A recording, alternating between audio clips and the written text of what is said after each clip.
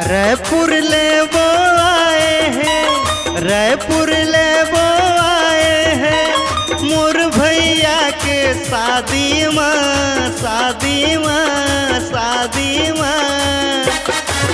समधिन रंग रंग के गुठिया तेरे अंग्रेजी माँ,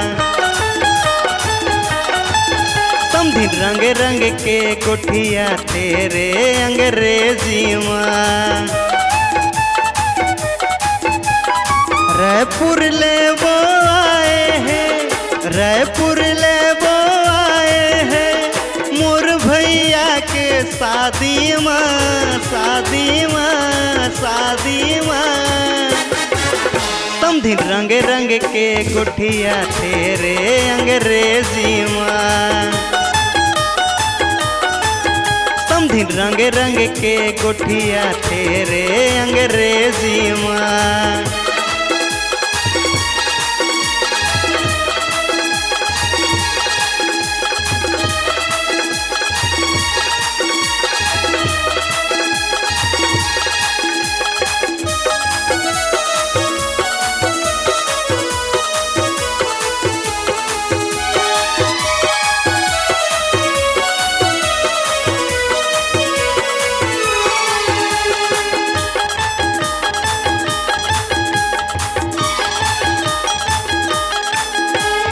हाथ में पहिरे छल्ला, बाल बनाए खुल्ला, माथ के पारा मोहल्ला, निकले जब तय अकेला, माथ के पारा मोहल्ला, निकले जब तय अकेला।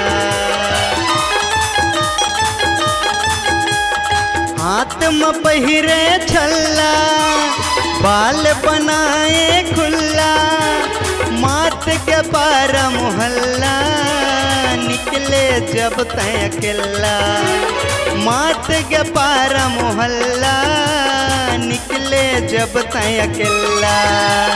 बाहरे ये का बात है, बाहरे ये का बात है, तोरे हंसी मुस्काई माँ, मुस्काई माँ, मुस्काई माँ। समधिन रंग रंग के गुठिया तेरे अंग्रेजी माँ, इशारा करके बला तेरे अंग्रेजी माँ।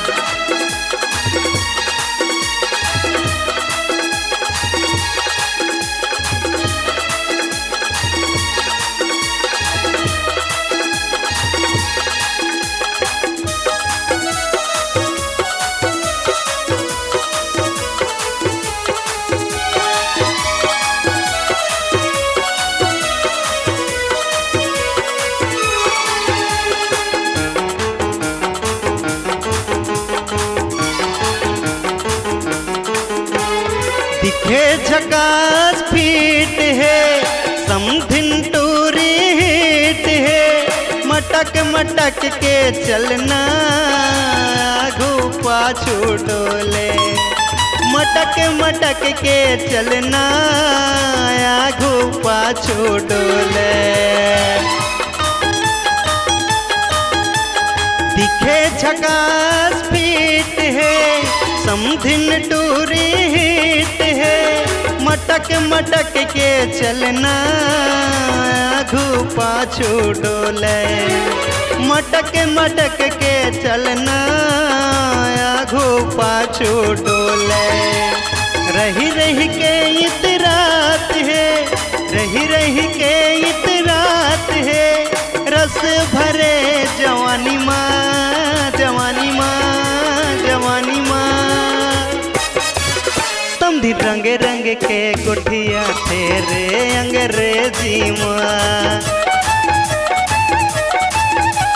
इशारा करके बला तेरे अंग्रेजी माँ। समधिन रंग रंग के गुठिया तेरे अंग्रेजी माँ, इशारा करके बला तेरे अंग्रेजी माँ। एक नाम जिन आप मन के तन मन में बस जाए, छत्तीसगढ़ी मधुर संगीत नस नस में छा जाए। सम्राट लोक कला सांस्कृतिक मंच ग्राम दलसा टोला लोहारा की प्रस्तुति पेश करते हैं गायक जितेंद्र कुमार साहू और रचनाकार हैं शिव प्रसाद सिन्हा जी।